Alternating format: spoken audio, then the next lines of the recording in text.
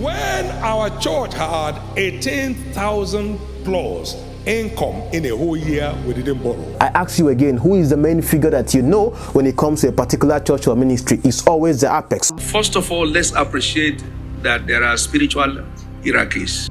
Sir, state pastor, God will judge you.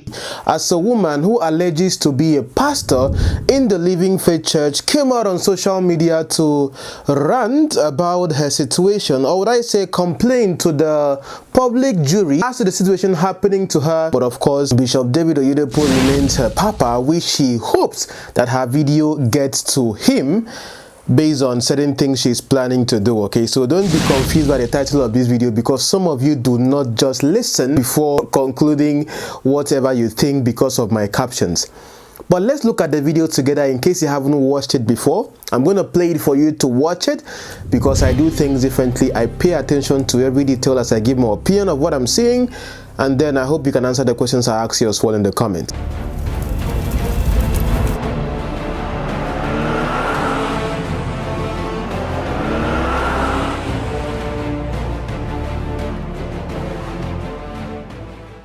This is Pastor Robert from Living Faith Church Worldwide.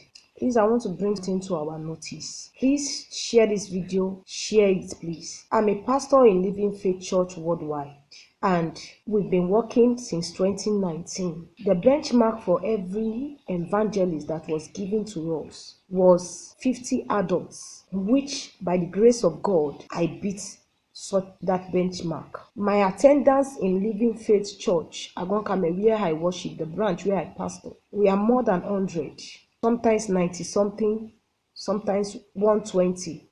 But something came up.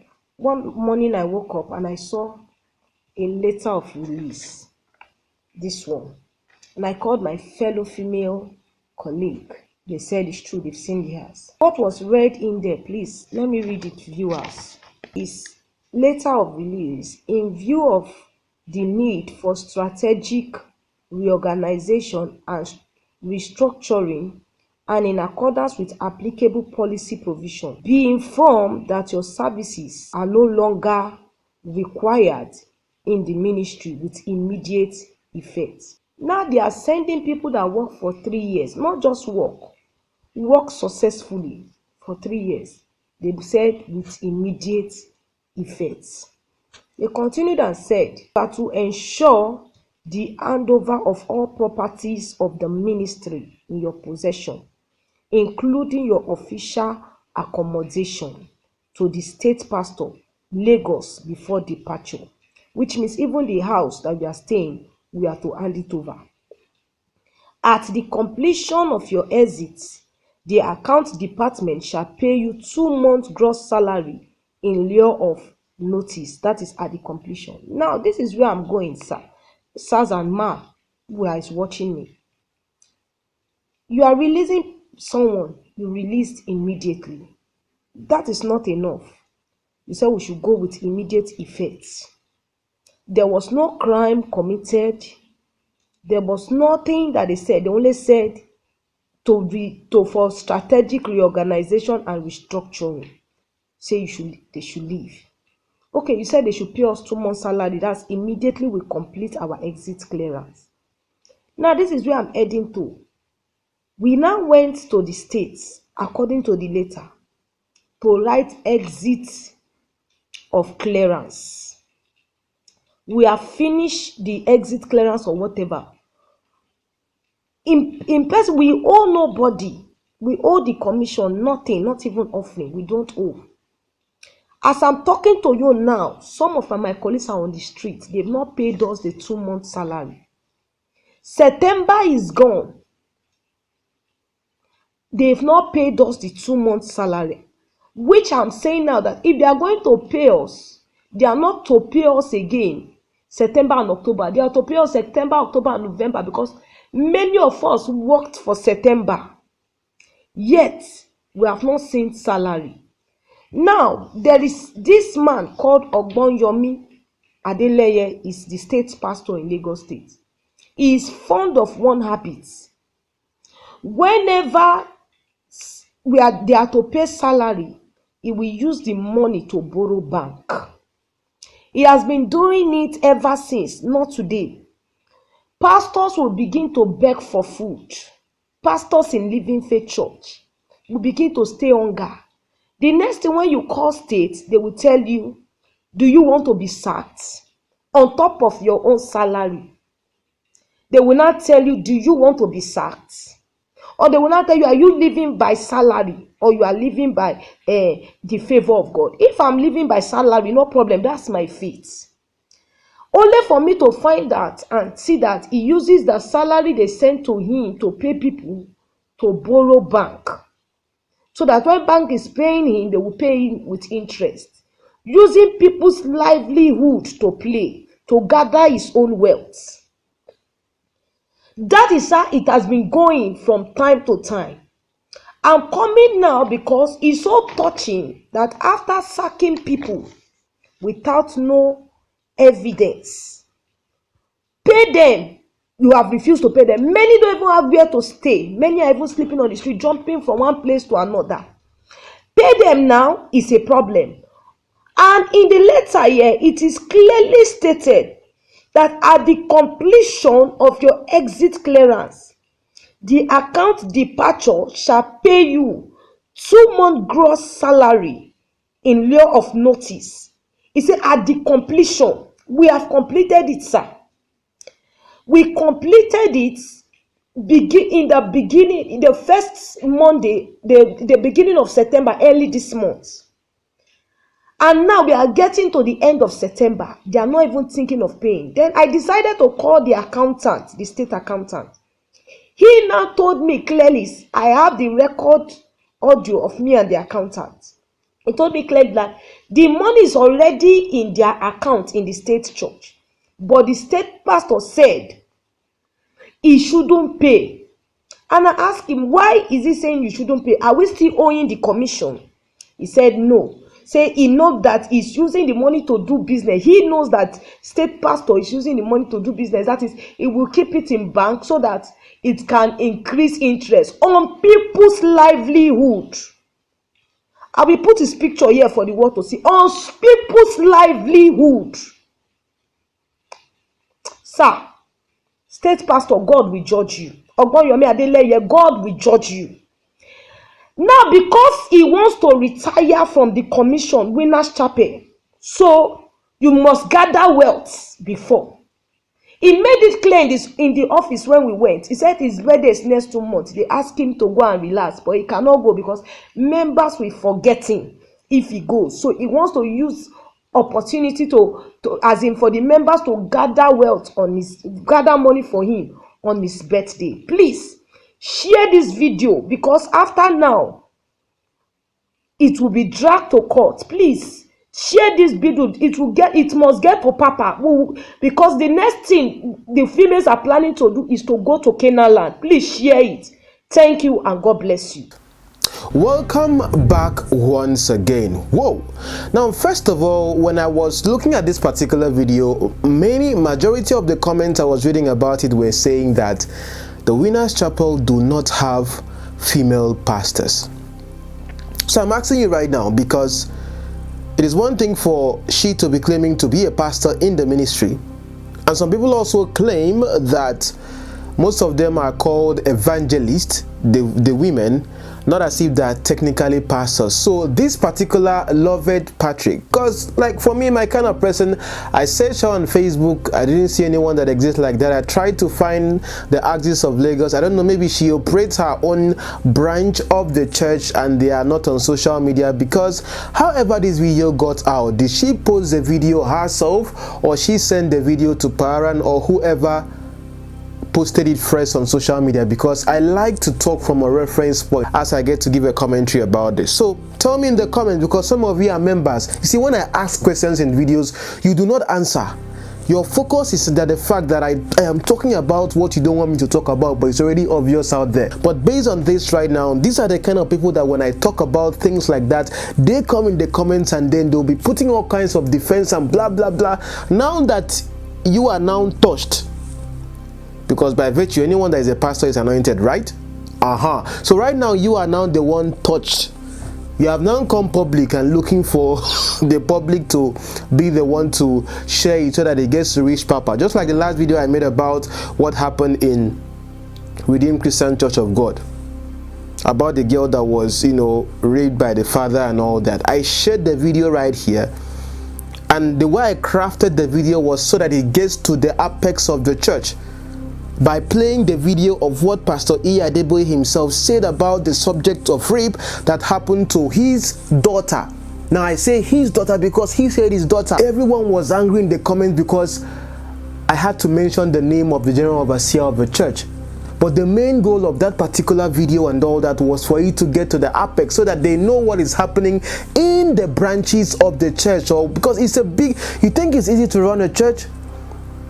It's a big corporation, it's a big organization, so they have many people that might be doing things that are not in accordance to how the church itself functions.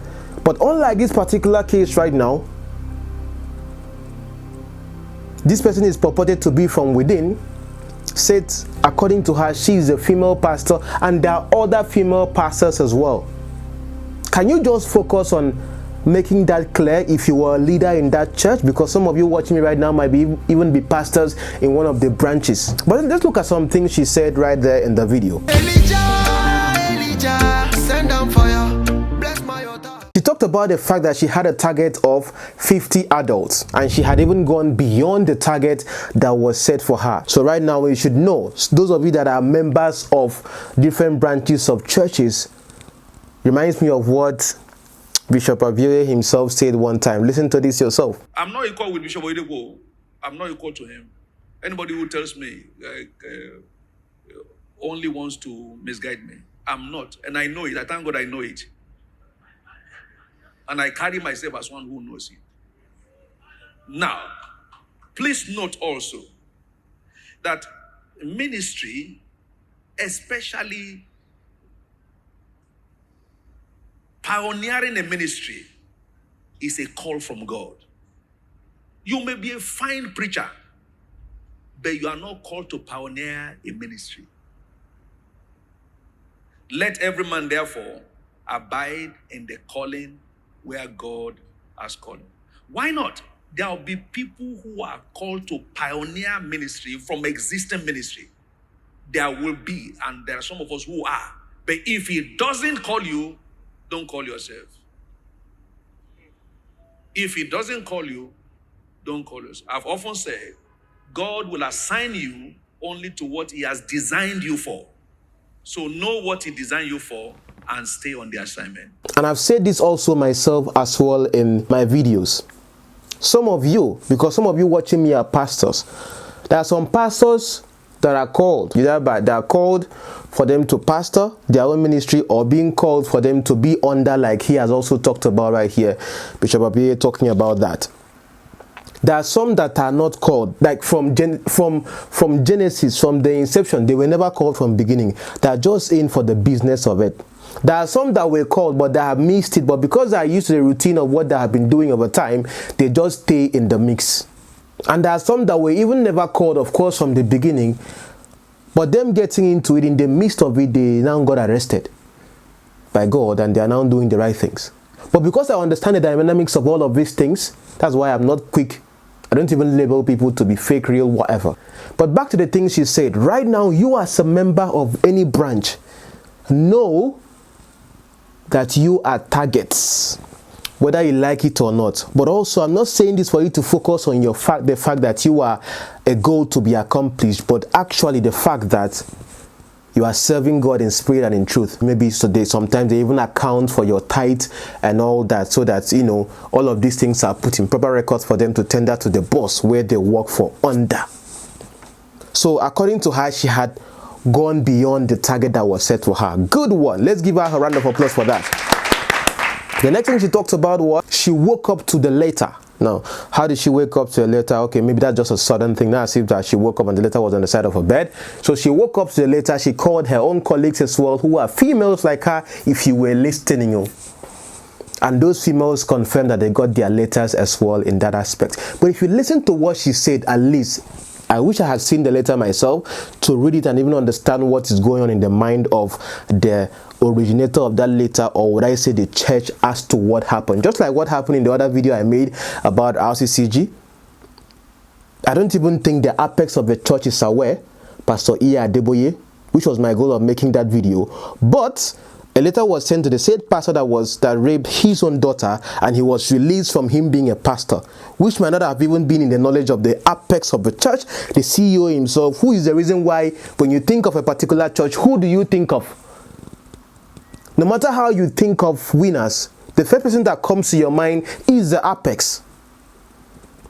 Do you even think the way I think? I don't know how to help you. So looking at that particular concept right now, it didn't just happen to her, but many other people. But based on the context or the content of the letter that she was talking about, she talked about the whole idea of strategic reorganization based on the policy. What policy right now? Only she knows the policy. Is the policy the fact that maybe even though she has been working maybe as a pastor or evangelist, I don't know, since 2019, that maybe she's not supposed to be there, or maybe she has served her term by actively making sure that she has brought members to the church. So maybe you were called, though, but your calling is now being under the church. But if the church are the ones that called you, they can decide to uncall you anytime, because they are the ones employing you. That's the source of your livelihood. But again, if you have to take examples from Paul in the Bible, I think many of these pastors should have something themselves to do aside depending on the church like this. That's why when I see some of them in the comments come and they're defending and then they're cursing and all that, I just look at them and I say, it's okay, I understand where you're coming from. That is the brand you're trying to protect. Either ways. Let's go on. So she now talks about her exit clearance. Now listen. So she was being sacked.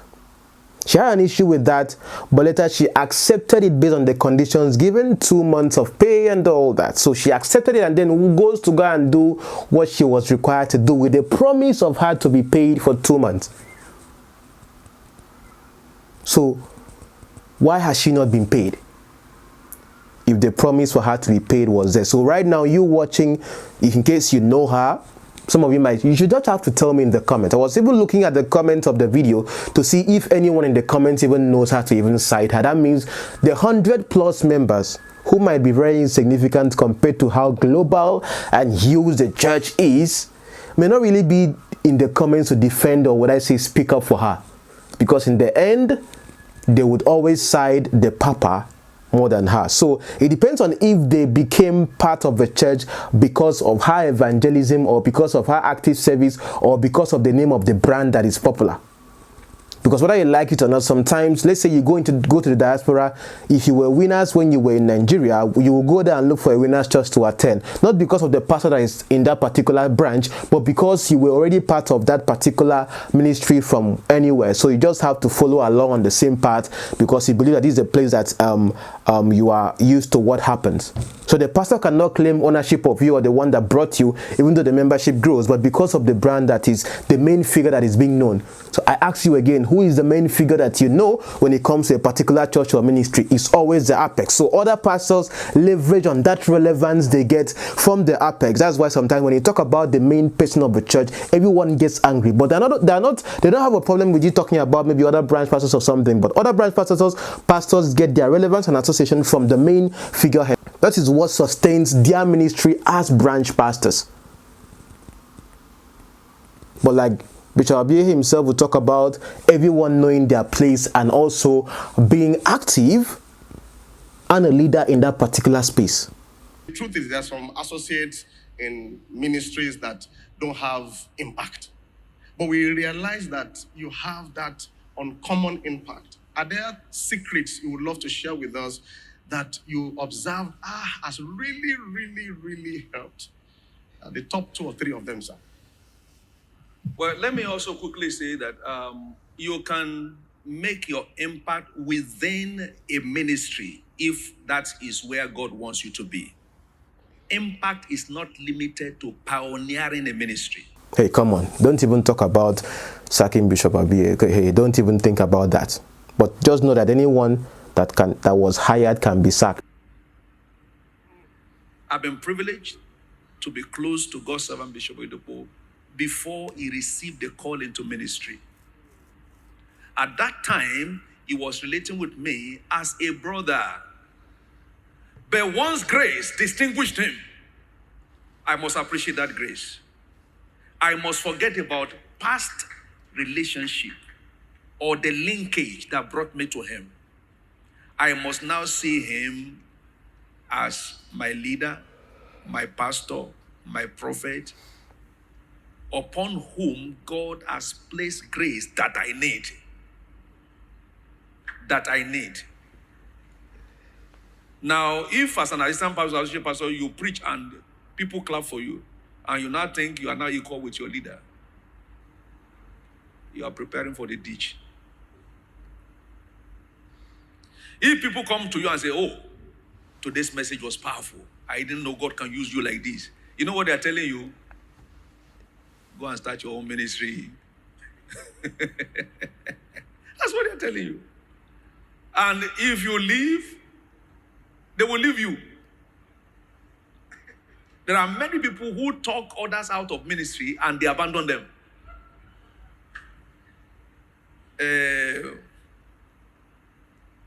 I wish I can get English language to use for what is occurring to me now, you know. In Yoruba language, they used to say, you should know your weight, your limit. Your boundaries. Know your limit, your weight, your boundaries. You understand that? But the funny thing is that, you see, she was aware prior that this particular man, who is the one that is supposed to pay them, had been doing this whole thing of doing fixed deposits to the bank and investing the money that I was supposed to be paid in order for him to get more. She knows he has been doing that beforehand. But it's now that it has affected her, or maybe she has been sacked and all that she's coming to come and talk about it. If not, why did she sound the way she sounded in the video? That he's fond of doing that. How can someone be fond of doing something, but yet still it's supposed to be that this is the first time this is happening because you have been sacked and then you have not been paid? That means it has happened before, but you kept quiet because, like I always tell you, things happen in churches. Everyone keeps quiet because we want to cover those mishappenings. So if right now some of you are going to say that that winners don't have female pastors, and she's a female pastor, that means she, being a female pastor leading a particular church or branch, was not even supposed to happen in the first place. Meaning that their strategic reorganization is going to make sense why she has to be shifted aside. So in case you never know, maybe now you know that some of your branches or some of the branches in the church has female pastors. But now looking at the leader, the person who has refused to pay them, if this story is true, Oga, if you are watching this, why? Because she has claimed that she's not owing, or she's not owing either offerings or remittances she has to make. Because I know, of course, the branch pastors make remittance, tithe of tithe and all that to the main, you understand? So she has not owed any. Maybe, of course, because why would they be talking about owing? Is it that they know how much you are supposed to be bringing every time on a minimum? Because if you cannot define how much comes into the church statutorily, how can you know that they know when you are not owing? Except they are being given target of how much they are supposed to remit based on the size they are supposed to have, and she claims she's not owing nothing, so she deserves her wages as someone that all she does is maybe work in the church, or maybe based on the contract she signs is supposed to be paid this or that. But at least when these things come out, you yourself that as members understand how the church itself is being run. So if you see your pastor all of a sudden come to church and is emphasizing and then stressing on the giving and the monies that are supposed to come in, know that he has to be paid at the end of the month. Knows that he has targets to meet. So sometimes they may be doing this because of pressure coming from above.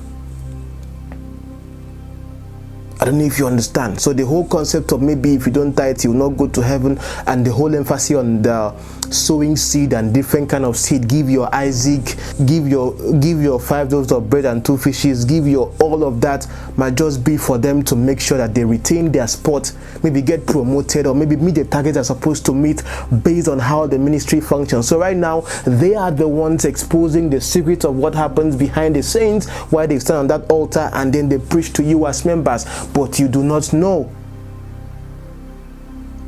So when I look at the story of this woman, I trace back a little bit and just wonder what is happening in the realms of affairs, especially for the one that is retiring, but has made plans already with people's quote and unquote salaries as pastors. Just like the way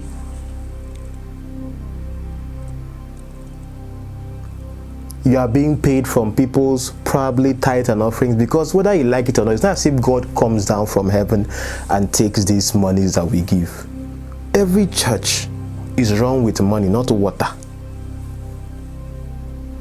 If you feel like you cannot be part of that community and still give to the growth of that particular community you are part of, then leave. But make sure that whatever you are giving is coming from a willing heart, that you want to see that community you are part of grow. It's now left for the pastors themselves how they decide their sharing formula, remittance formula, and all that. And someone will now say that, hey, why am I making this to be all about money and all that? Why is that woman coming out right now to scream on social media? Is it about a bar? Is it about corn? Don't you know that there is no blinker of electricity in Nigeria?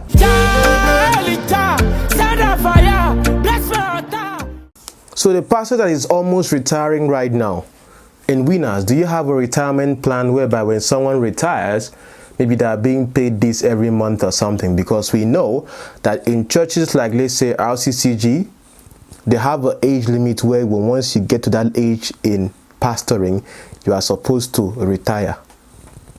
But does that particular age limit and all that, does it affect the head of the organization? Majority would say no. But I don't think it would ever affect the head of the organization. Every other person is subject to the rule except he that is above the rule, who is the founder and organizer, that it is still there to do what's path. So you have to understand that as a branch pastor, know your place and know that in this organization you are part of, there's a rule. You will retire one day. So what are you doing right now as a pastor? What other things are you engaged in? Are you a career person? Have you invested your life solely on doing the pastoral ministry, being full-time? If you are full-time, how are you saving up for tomorrow, and how are you doing other investments as well from the salary you are earning? Should pastors be even paid? Tell me what you think in the comments about that. Because there are many opinions about it that I might have to look at later. But as a Christian yourself, because there's something else I'm yet to look at, the whole concept of then ministers, music ministers, should they be paid when you invite, musicians and all that. We are going to look at that much later. But looking at this right now, what is happening? Is the man himself right, if it is true, to be using the money that he's supposed to be giving to people as their salary, for him to be doing fixed deposit and maybe some kind of investment because he wants to get something for himself? And looking at the woman herself talking, Papa, planning a protest, or would I say, trying to make a public show at Canaan. Come on. I hope, madam, if you are watching, I hope you have planned to go in this manner. Watch this video yourself.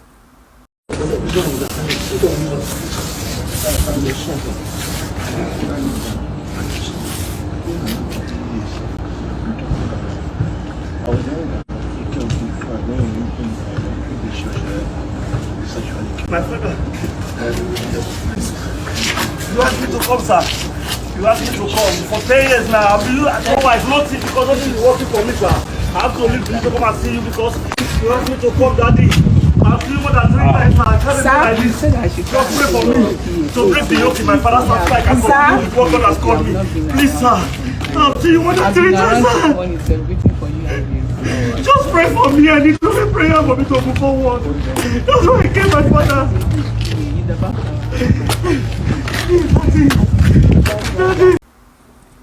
Because for you to touch the hem of Papa's garment, that is the way, that is the root. So what if you are planning that you are going to go and protest with other women? Even with the Papa you are still calling with your mouth, you will not even have the liver. Of course, social media, I have shared what you have to say. Would Papa himself react? I don't know if your Papa will react anyway. But the fact still remains that whether you like or you go to court, do you really have a case in this? Because from what I'm looking at right now, it's not the fault of the body. The body has released the money. It is between you and your guy at the top, the one closest to you, that this matters. But it's just a pity that the CEO has to be called into this particular conversation, because the goal is for him to be aware. And to all of you other people that see me as your antichrist, Okoko Gechi, when it's crash you for body, don't come out on social media and be crying that this happened to you, this happened to you. Because you are the one that when irregularities have been discussed of what happens in the body of Christ or in the church, you are the ones that will sit down there defending what you don't know or defending your interest as a person. When our church had 18,000 plus income in a whole year, we didn't borrow. We didn't beg. We didn't steal. The mystery of covenant practice. We didn't beg, we didn't borrow, we didn't steal. And I can tell you today, for 36 years running, we have never borrowed or begged, not taken a draft from any bank. This thing works. Don't make a mistake. Don't compare this thing with Harvard School of Business Theory. They are too far apart. When Israel came under a siege, and God said, look, I'm the Lord I change now. You are under a curse. He said, return to me and I will return to you. Wherein shall we return to you? In tithes and in offerings. Every truth of scripture is valid for all times and applicable to whosoever is interested. In tithes and in offerings. In tithes and in offerings. In tithes and in offerings. But until it gets to your turn, you then come to the same social media to come and cry out as if we can do anything. The best we can do is talk and add volume to whatever you think is happening or what you are going through. That is where it ends. Then let the public decide what should be the next course of action. Till I see you next time, one, calm down. Onídúró mi, ẹ ṣeun púpọ̀.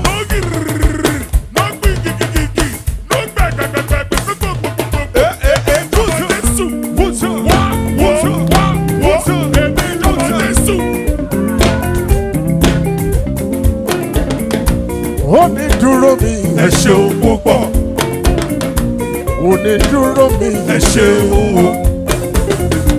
Onídúró mi, ẹ ṣeun púpọ̀. Ó jẹ́ ènìyàn ló dúró mi, wọ́n ti mọ̀ sí rego. Onídúró mi, ẹ ṣeun o. Ọlọ́run o. Onídúró mi, ẹ ṣeun o. Onídúró mi, ẹ ṣeun púpọ̀. Ó jẹ́ ènìyàn ló dúró mi, wọ́n ti máa ṣeré o. Onídúró mi ẹ ṣeun o. Onídúró mi ẹ ṣeun o. Kùtù ọmọ tí mo jọmọ Jésù. Wo tí mo jọmọ Dádì. Onídúró mi ẹ ṣeun púpọ̀. Ó jẹ́ ènìyàn ló dúró mi, wọ́n ti mọ̀ ṣe é kó. Onídúró mi ẹ ṣeun.